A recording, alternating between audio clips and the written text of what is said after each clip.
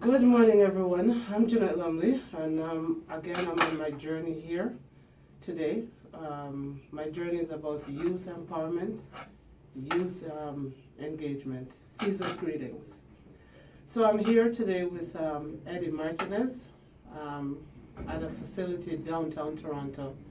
And I believe this young man is doing some phenomenal job here in Toronto. And I think getting this information out will help a lot of youngsters within the community and parents as well. So, season's greeting, Eddy. How are you? Yeah, happy holidays. I'm all right. And just to say that I met this young man on the Nia Singh campaign, and I thought he was exceptional in terms of commitment and in terms of dedication. Throughout Nia's campaign, this young man showed the test of time from start to finish. So, Eddy, why don't you tell us a little bit about yourself and how your engagement with youth and empowerment with them? Yes, well, I'm Eddy. I work for Yonge Street Mission. It's a non-profit Christian organization, and we cater for street-involved youth. In particular, here at this location of 365 Spadina Avenue, it's called Evergreen Center for Street-Involved Youth. So we deal with youth from 16 to 24, different dynamics of life, coming out of the shelter system, homelessness. We provide services for them. This location actually is a drop-in where people could just come in off the street and get free meals. They could get lunch, they can get dinner for free. They could get free showers. In this building we have other services, a part of the Yonge Street Mission, such as housing. They provide housing service for youth that need housing. We also provide a medical center, is upstairs. We have volunteer doctors and stuff like that. They come here. We have dentists. So there's a lot of services for those that are on the street involved that need services for them. Everything is like a one-stop shop here. In addition, I run a program specifically called HOPE, Helping Offenders on Probation Excel. So I personally, I'm the coordinator for this program, and it deals with people now who have issues with the law. So they could be on probation, parole, or have bail program. And I deal with them, and my age group will go a little higher, is from 16 to 29. So you have an issue with the law, you come out of jail and you're on probation. Your probation says you need mental health counseling. Your probation says you need life skills training. Now I do an intake and I design a program tailored to that individual, their needs, because everybody coming out of the justice system have different requirements from the court. So whatever that court order says now, we find that we tailor the program for them, and we do everything pretty much here. But if we don't have the services, we will escort them to other places. Wow, that's wonderful. And Eddy, is this for youth, girls and boys? Men and women, yes. Men and women, yeah. sorry. Male and female. And is there, you said you do an intake. Yes.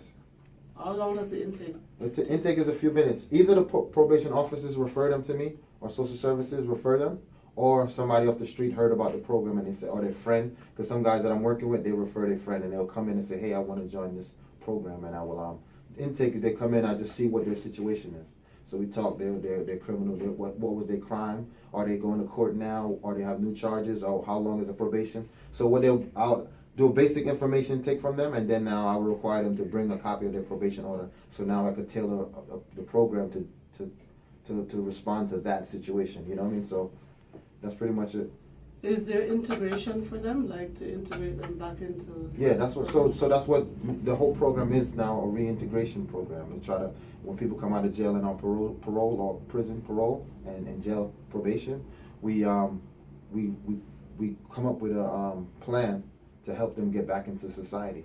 The employment piece, I didn't mention earlier, we do have employment services here also.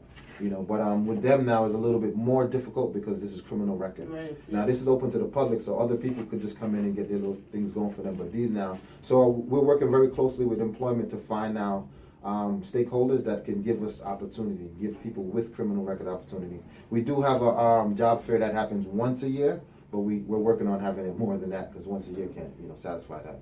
Has any of them been successful with employment rate? Yes, I have a few guys that are employed, but I have a lot that's not, you know what I'm saying? So it's definitely a challenge, but we're working on it, you know. So that is the struggle that we're facing right now. But like I said, we do have some success, and we're still working to get, you know, better relationships that people could give. Is now these companies, are they willing to give them a chance? So we have to really negotiate and work on our relationship with them so that they can. Employers out there, because I know once you have a criminal record, it's a challenge to find employment. So in terms of the waiver or the suspension. You have to give me a second. I have to open this door.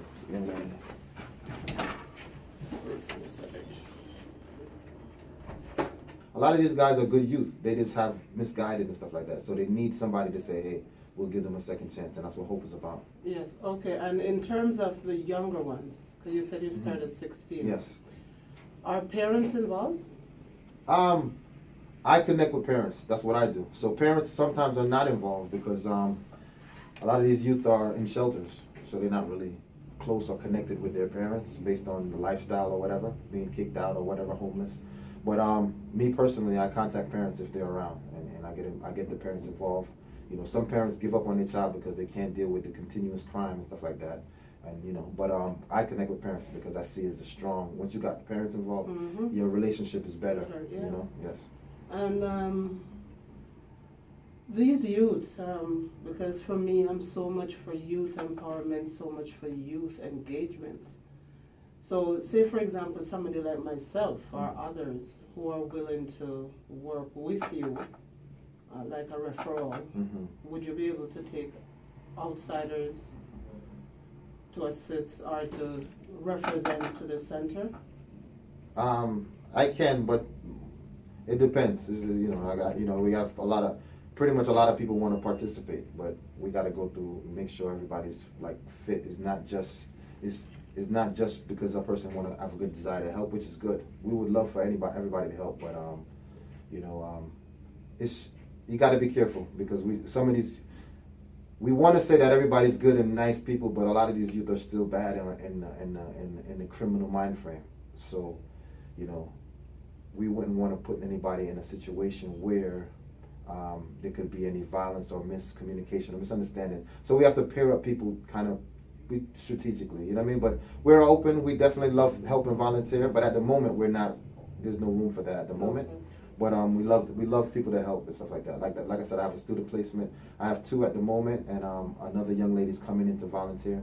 So our capacity is maxed out at the moment, but in the future there will be. But like I said, it takes a person that really loves to engage with people and is understanding. Because some of these youth, you know, they've been through hell and back, all right? So they kind of snappy and disrespectful. You understand what I'm saying? So you have to be built for some disrespect. You understand what I'm saying? Like, you know what I mean? Because you be so nice, and it's good you have a good heart and you wanted it, but sometimes you're not prepared for somebody to be tracing you out or saying some roughness to you. Like, oh my God, like, you know what I mean? I'm here to help, and you know, but not all of them are like that. But I'm just saying these are things people need to be aware of because they'll come in and next, they don't come back again. You understand what I'm saying? So. Yeah.